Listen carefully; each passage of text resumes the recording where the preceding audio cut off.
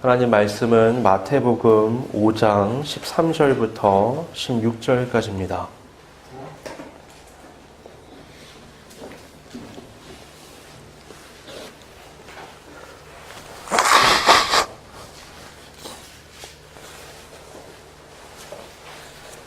마태복음 5장 13절부터 16절까지입니다. 찾으신 줄 알고 봉독하겠습니다.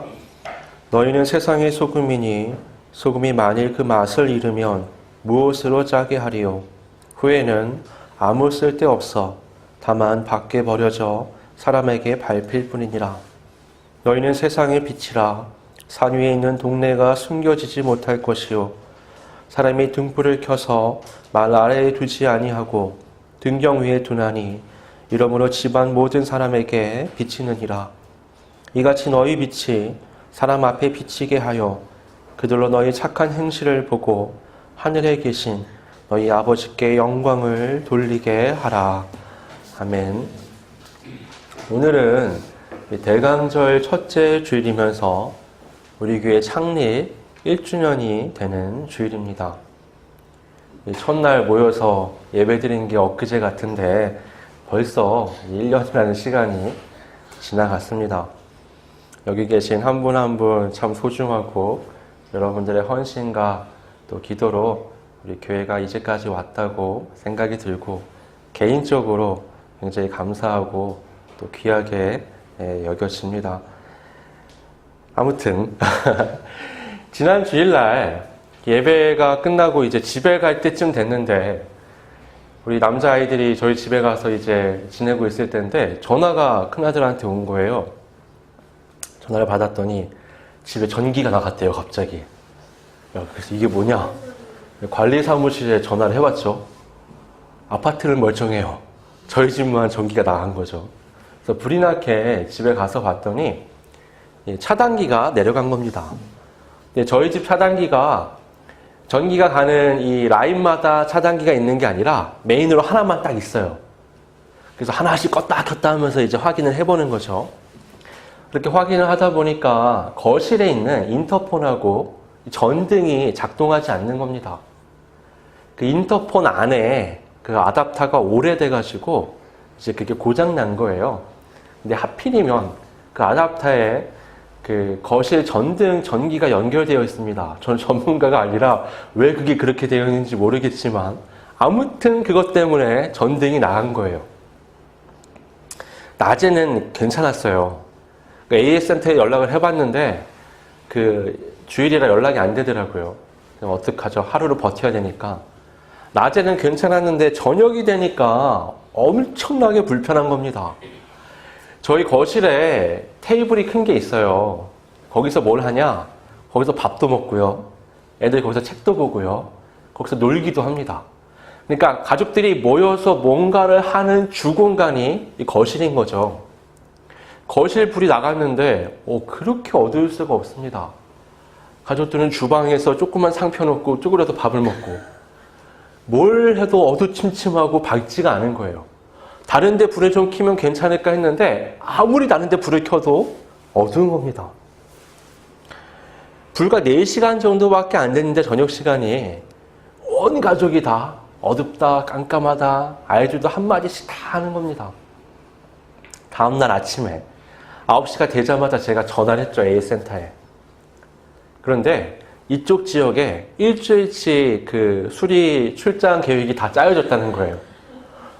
선생님 제발 어떻게 좀 안 될게요. 이게 저희 인터폰에 아답터에 전등이 연결되어 있어서 너무 어두워요. 그랬더니 이분이 기사님에게 한번 물어보겠대요. 그 인터폰이 작동 안 되는 게 불편한 게 아니라요. 불이 안 들어오는 거를 7일을 더 경험해야 된다는 게 너무 끔찍한 겁니다. 그래서 이제 연락이 왔는데 다행히 그 월요일 날 오후에 기사님이 방문을 하셨고 정말 거짓말이 아니라 5분도 안 돼서 수리가 끝났습니다. 저녁에 아이들이 다 왔잖아요. 다 또 한마디씩 하는 겁니다. 우와 밝다. 와 이제 여기서 놀 수 있겠다. 밥 먹을 수 있겠다. 뭐 한마디씩 다 하는 거죠. 그날 저희 가족은 평소에 전혀 몰랐던 거실 전등의 소중함을 알게 됐습니다. 그 환하게 켜진 전등을 제가 이렇게 보면서 이런저런 생각이 들더라고요. 거실 면적은 되게 커요. 근데 그 면적에 비해서 전구는 크기가 굉장히 작습니다. 10개 정도 달려있는 전구가 빛을 내는 걸로 거실이 밝아지는 건데요. 그 전구가 그럼 빛을 내는 거냐? 아니요. 그 전구 속 안에 보면 가느다란 실선들이 있습니다. 거기서 사실 빛이 나는 거거든요.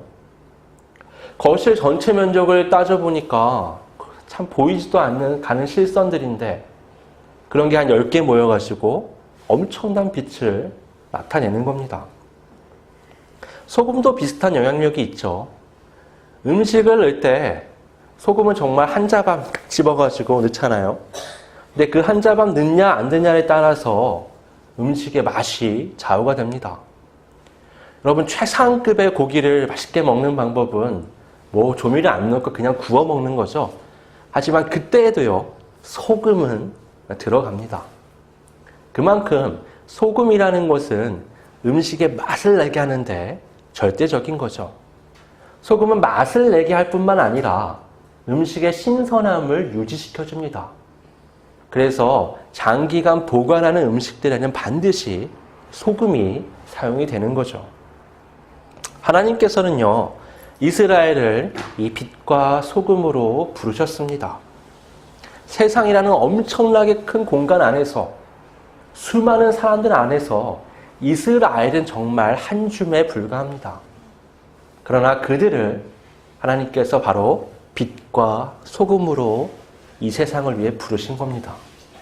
그런데 그들이 이 정체성을 잃어버렸습니다. 오늘 본문에서 예수님은요, 그들이 빛과 소금의 정체성을 잃어버린 것에 대해서 말씀하고 계십니다. 여러분, 소금이 맛을 잃어버리면 사람들에게 짓밟힐 뿐이라고 말씀합니다.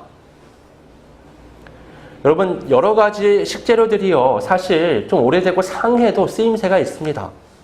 우유가 상해도요, 그 나름대로 활용하잖아요. 콜라킴 다 빠져도요, 그거 가지고 청소도 합니다.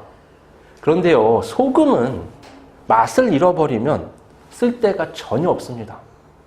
자리만 차지하는 쓰레기랑 똑같은 게 맛을 잃어버린 소금이라고 할 수 있는 거죠. 빛도 마찬가지입니다. 요즘은요, 별별 모양의 인테리어용 조명들이 많이 나옵니다. 하지만 기본적으로 공간을 밝히는 조명이라는 건 항상 위에 달려있죠. 이렇게 탁 트인 곳에 달아놔야 사방으로 빛이 뻗어나가서 밝힐 수 있기 때문입니다. 아무리 밝은 빛을 가진 전구라고 해도요, 그걸 덮개로 덮어버리면 온 방 안은 어두울 수밖에 없는 거죠. 예수님은 바로 이스라엘이 마치 맛을 잃어버린 소금처럼 덮개로 덮어놓은 빛처럼 하나님께서 뜻하신 세상 안에서의 정체성을 잃어버렸다라고 말씀하고 계신 겁니다. 그러면 예수님은 이스라엘이 무엇을 보고 그들이 이런 빛과 소금의 정체성을 잃어버렸다라고 말씀하신 걸까요? 16절에 예수님은 이렇게 말씀하십니다.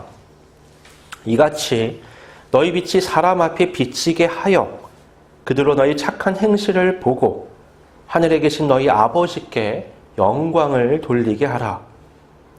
이스라엘이 소금과 빛으로서 세상의 영향력을 나타내는 것은 사람들로 하여금 그 이스라엘을 통해서 하나님의 영광을 보게 하기 위해서입니다. 여러분, 이스라엘이 날마다 성전에 모여서 예배드리잖아요. 매일같이 성경을 연구하고 그 율법을 지키기 위해서 노력을 했습니다. 얼마나 철저하게 했는지 모릅니다. 그런데 철저하게 하면 할수록, 노력하면 할수록 하나님이 나타나는 게 아니라 유대인의 특별함이 부각되었던 겁니다. 유대인과 이방인의 차이가 두드러지고 제사장, 사두개인, 바리새인들이 특별하게 나타났습니다. 그들의 신앙생활의 면면이 사회적인 위상으로 이어졌죠.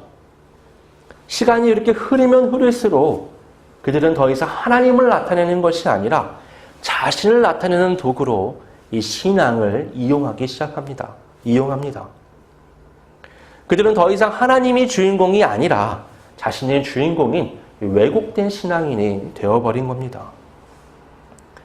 이방인들은 물론이고 자신들과 피가 섞인 사마리아인들조차도 자기네 그 울타리에서 쫓아내버리는 집단 이기주의에 빠져버렸습니다.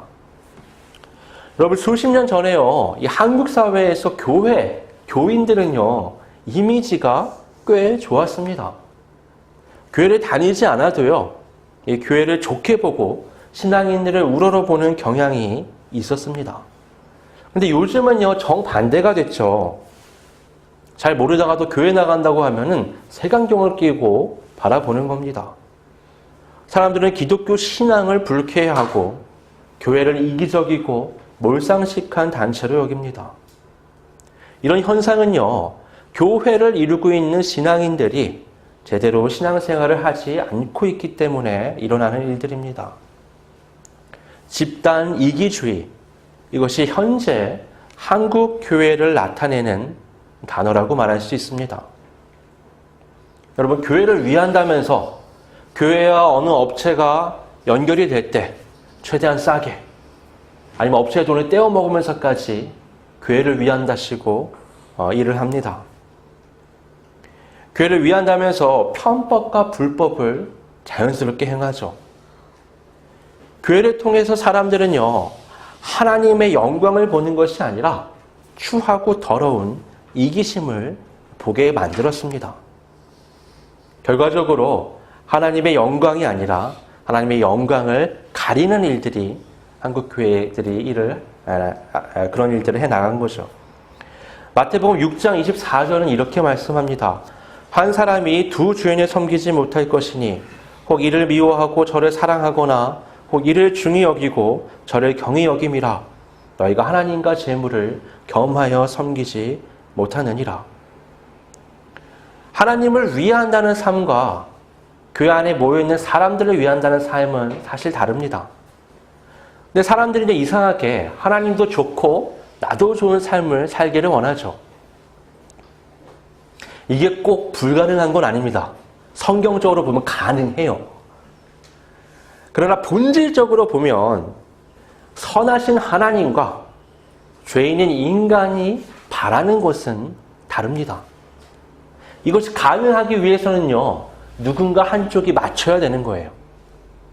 부부관계처럼 서로 타협해서 맞추는 게 아니라 철저하게 하나님이 나한테 맞추시던가 내가 하나님께 맞춰야 되는 겁니다. 결론적으로는 하나님의 뜻이 내 뜻이 될 때 우리는 하나님도 좋고 나도 좋은 삶을 살아갈 수 있습니다. 반대로 하나님께서 내게 맞추신다는 것은 사실상 불가능하다고 볼 수 있죠. 여러분, 밥그릇과 숟가락을 만든 사람이요, 나를 위해 만든 거지 만든 밥그릇과 숟가락을 위해 살아가는 건 아니잖아요. 창조주이신 하나님을 위해서 피조물이 존재하는 거지, 피조물이 나를 위해 창조주가 맞춰달라고 말하는 건 말이 되지 않는 겁니다.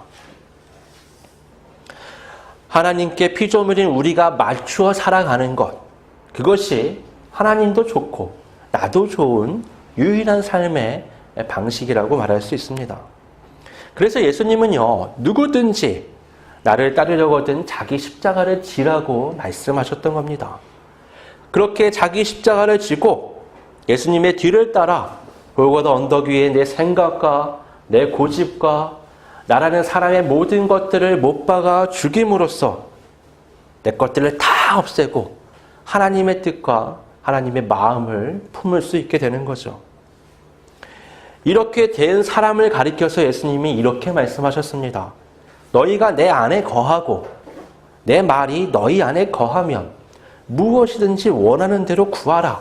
그리하면 이루리라.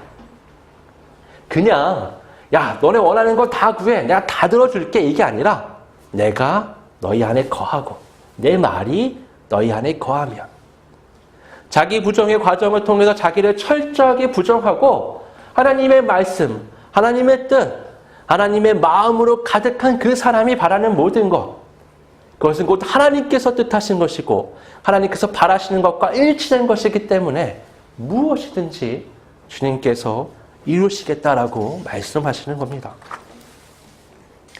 여러분, 차라리요, 신앙을 떠나서 자기 욕심을 따라 살아가는 건 욕먹을 일이 사실 별로 없습니다. 그게 뭐 특별히 나쁜 건 아니잖아요. 다들 그렇게 욕망을 쫓아 살아갑니다. 법과 윤리에 크게 어긋나지만 않는다면 자기 욕망을 실현하기 위해 살아가는 것을 두고 세상은 오히려 칭찬하지 뭐라고 하지 않습니다. 신앙과 욕망을 함께 실현하려고 하기 때문에 항상 문제가 되는 겁니다. 겉으로는 하나님을 위해 살아가는 것처럼 굴면서 뒤로는 자기 이익을 위해 살아가는 이중적인 삶이 문제가 됩니다. 교회 안에서는 하나님의 말씀을 토대로 살겠다고 다짐해놓고 밖에서는 법과 이 세상의 상식을 쫓아서 자기의 이익을 추구합니다. 교회 안에서는요, 이 사랑과 평화를 노래하면서 밖에서는 복수를 꿈꿉니다. 교회 안에서는요, 양보와 질서를 말하면서 밖에서는 이기주의와 무질서를 조장합니다. 그러면서 하나님께서 내 삶의 보호자, 인도자가 되기를 바라는 거죠. 어떻게 하나님께서 하나님이 경멸하시는 것들을 추구하는 자의 삶을 위해 그를 지지하고 보호하시겠습니까? 여러분, 쉽게 말해서 우리나라에 테러를 준비하고 있는 어떤 집단이 있는데 그거를 뻔히 알면서 정부에서 그들을 지지하고 도와줄 리가 없지 않겠습니까? 그것들은 빨리 찾아가서 제거해야 할 대상들입니다. 여러분, 이스라엘이 결국 나라가 망했었죠. 성전이 파괴됐죠. 다윗의 후손이 완전히 끊어졌습니다. 왜 하나님은 그들을 그렇게 만드셨던 걸까요? 그들은 하나님을 통해, 성전을 통해, 메시아를 통해 하나님 나라를 위협했기 때문입니다. 그들은 하나님의 나라를 세우려고 하지 않았습니다. 그들이 세우려고 했던 건 하나님의 나라라는 가식으로 쓰여져 있는 이스라엘 나라였던 거죠. 하나님의 나라는요, 모든 사람이 구원과 회복을 이루는 나라입니다. 하지만 이스라엘 나라는 모든 나라를 짓밟고 그 위에 우뚝 선 유대인들의 나라입니다. 하나님의 인재를 나타내는 그 성전은요, 그들의 욕망 성취를 위한 우상이 되었습니다. 그들이 갈망했던 메시아는 세상을 뒤집어 엎을 그들의 강력한 무기로 보여졌죠. 그렇기 때문에 하나님은 그 모든 것을 부숴버리시고 끊어버리신 겁니다. 소금이 맛을 잃으면 이렇게 짓밟히게 됩니다. 바벨론 포로 때부터 수백 년의 시간 동안 이스라엘은 짓밟혀 왔습니다. 그럼에도 불구하고 그들은 자신의 잘못을 깨닫지 못했습니다. 구원을 자신들의 것으로만 여기면서 그 빛을 덮개로 덮어놓고 있었음에도 불구하고 그들은 그것이 옳다라고 주장해 왔습니다. 잘못된 이상과 신념은요, 사람의 분별력을 빼앗아 갑니다. 여러분, 이스라엘 역사를 보십시오. 그토록 수많은 선지자들이 하나님의 말씀을 증언했습니다. 그럼에도 불구하고 그들은 그 증언을 귀 닫은 것만이 아니라 그들을 위협하고 살해하기까지 했죠. 결국에는 메시아까지 신성모독이라는 말도 안 되는 죄목을 뒤집어 씌워서 십자가에 못 박아 죽였습니다. 여러분, 그들은 성전을 맡았고요, 성경을 연구했고 율법을 지키는 자들이었습니다. 그들에게 열심히 하나님을 위한 것이라고 생각했지만 사실은 하나님을 대적하는 것이었습니다. 소금은요, 맛을 잃어버려서는 안 됩니다. 빛은 그 빛을 감추어서는 안 됩니다. 우리는 그리스도인으로서 이 정체성을 잃어버려서는 안 됩니다. 우리는 자신을 부정하고 예수님의 뒤를 따라 이 골고다를 오르는 자들입니다. 우리는 그리스도와 함께 십자가에 못 박혔고 그리스도와 함께 부활하며 거듭난 사람들입니다. 거듭난 우리는 더 이상 자기의 욕망 성취를 위해 살아가서는 안 됩니다. 하나님의 나라와 그 의를 위해서 우리의 삶을 살아가야 합니다. 여러분, 역사적으로 그렇게 살아가는 자들이 많지 않았습니다. 그러나 몇 명이라도 있다면 항상 그것으로 충분했습니다. 작은 그 실선 하나가 세상을 밝힙니다. 한 자와의 그 소금이 세상의 부패를 방지합니다. 여러분, 물로 심판받을 때 노아 한 사람이 있었기 때문에 인류는 다시 시작할 수 있었습니다. 바벨탑으로 인해서 세상이 다시 희망 없는 죄악으로 빠져들 때 믿음의 조상 아브라함이 하나님 앞에서 일어났습니다. 형들은 요셉을 팔아버렸지만 그가 바로 설 때에 가족은 물론이고 온 세계가 구원을 얻을 수 있었습니다. 사울 한 사람에 의해서 나라가 하나님 앞에서 떠나갈 때에 다윗 한 사람이 일어나서 나라를 하나님 앞으로 되돌렸습니다. 온 백성과 왕이 우상 숭배에 빠져갈 때에 그들 앞에 엘리야 한 사람이 서서 기도하자 하나님의 살아계심을 증거하는 불이 그들 앞에 떨어졌습니다. 한 사람 요한이 광야에 서서 외칠 때에 그 외침이 온 이스라엘을 뒤흔들며 회개의 운동이 일어났습니다. 예수님께서 홀로 그 십자가의 길을 걸어가셨고 인류가 구원을 얻게 되는 결과로 이어졌습니다. 모든 제자들이 그 길을 걸어가고 모든 믿음의 선진들이 작지만 그 길을 걸어가며 빛과 소금의 사명을 다했습니다.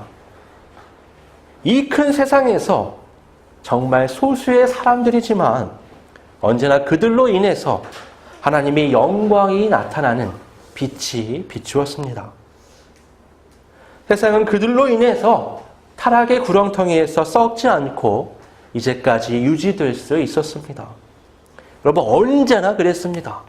항상 적은 사람들이 일어났습니다. 그럼에도 그 영향은 모든 곳에 이르렀습니다. 하나님의 일하심이 그렇습니다. 하나님에 의한 삶, 하나님을 위한 삶, 하나님을 나타내는 삶을 살아가는 1주년을 맞이한 우리 빛과 소금 교회 모든 교우 또 저 우리가 될 수 있기를 주님의 이름으로 축원합니다. 함께 기도하겠습니다. 사랑과 은혜가 풍성하신 아버지 하나님, 우리는 세상의 빛과 세상의 소금으로서 하나님 앞에 부르심을 받은 자들입니다. 때로는 그냥 살아가는 것처럼 보이고 때로는 특별한 게 없는 것처럼 보일지라도 우리가 하나님의 말씀을 따라서 살아가는 그 자체가 세상의 빛과 소금이 될 수 있다는 것을 늘 기억하며 이 정체성을 잃어버리지 않고 이스라엘의 역사를 거울 삼아 하나님 앞에 온전한 빛과 소금의 정체성을 회복하여 하나님을 나타내는 온전한 참 신앙인의 삶을 살아갈 수 있도록 성령께서 인도하여 주시옵소서. 거룩하신 예수님의 이름으로 기도드립니다. 예.